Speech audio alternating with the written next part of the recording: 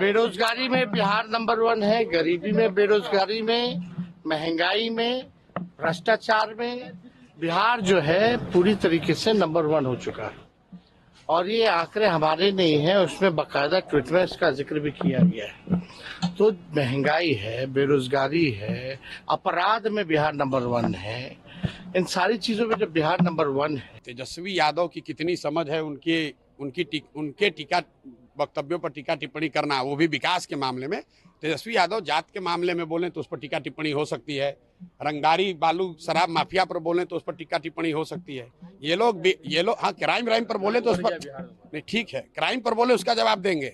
तेजस्वी यादव अब विकास के मॉडल की चर्चा करें, ये हास्यास्पद लगता है। इनके लोग 15 साल यहाँ शासन में रहे हैं, जिसको अपना नहीं पता है कि जीडीपी क्या है और जीडीपी ग्रोथ क्या है, वो बिहार के विकास की कहानी समझा रहा है, उस पर क्या टीका टिप्पणी करनी है। देखो, प्रशांत किशोर 3 साल में इतना मजबूत हो चुके हैं कि इनको पीछे करना बहुत मुश्किल है। तेजस्वी और नीतीश पूरे परेशान हैं, डर गए हैं इनके। 3 मुद्दे वो उठाए जिस पर बिहार में पिछले कुछ वर्षों में बहुत राजनीति लोगों ने, दलों ने, नेताओं ने की है या करने की कोशिश की है।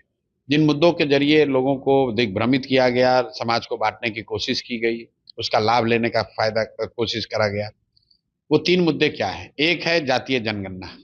जातीय जनगणना के नाम पर पिछले 3-4 वर्षों से समाज को बांटने का प्रयास किया गया, उस पर राजनीतिक रोटी सेकने की कोशिश की गई।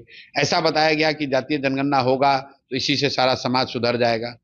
अब जब जातीय जनगणना को हुए 2 वर्ष हो गए हैं करीब करीब, तो आज मैंने ये सवाल उठाया है कि जातीय जनगणना में जो फाइंडिंग आए और उसके आधार पर सरकार ने जो घोषणाएं की, उसका क्या हुआ। सरकार ने घोषणा की कि हम आरक्षण की सीमा बढ़ा देंगे। बढ़ाने के लिए हम लोग केंद्र को रिकमेंडेशन भेज रहे हैं। तो भाई, अभी जिनकी सरकार बिहार में है, नीतीश भाजपा की, उन्हीं की सरकार दिल्ली में है। तो ये लोग जवाब दें कि वो जो आरक्षण को बढ़ाने का इन्होंने प्रस्ताव भेजा है, उस पर क्या निर्णय हुआ या कब तक निर्णय होगा।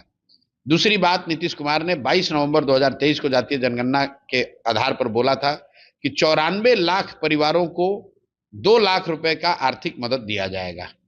2 बजट आ गया, अभी तक 1 रुपया भी की योजना शुरू नहीं की गई, किसी को 1 रुपया नहीं दिया गया। तो हम लोगों को पूछ रहे हैं कि भाई बता दो कि वो 94 लाख लोगों को 2 लाख रुपया कब दोगे। तो ये कॉन्फिडेंट कि आप जीत जाओगे? हम लोग, आई एम कॉन्फिडेंट कि जन स्वराज आइदर अर्श पर होगा या फर्श पर होगा। मतलब या तो कुछ नहीं होगा, या तो जमानत जब्त हो जाएगी, या तो जमानत जब्त हो जाएगी। अगर जो बात हम लोग कह रहे हैं वो लोगों को समझ में नहीं आएगी और हम लोग का कुछ नहीं होगा। लेकिन अगर समझ में आ गई तो इतनी सीट आएगी कि आप गिन नहीं पाओगे। अब की बार प्रशांत किशोर की सरकार ना, अब की बार जन स्वराज, अब की बार जनता का राज। बिहार में वोट 4 चीज पर पड़ रहा है, जाति पर, धर्म पर, भाजपा के डर से लालू जी को और लालू के डर से भाजपा को। इन 4 विषयों को छोड़कर जिस दिन लोग शिक्षा, रोजगार और फसल के लिए, दाम के लिए वोट करने लगेंगे तो अपने आप बिहार सुधरेगा। आदमी कहता है कि भैया हम आपके साथ खड़े हैं, हम रोज मन से कह रहे हैं कि आप हमारे साथ क्या खड़ा होइएगा, हमको आपका साथ नहीं चाहिए। आप अपने बच्चे के साथ खड़े ही नहीं है तो हमारे साथ खड़ा होइएगा।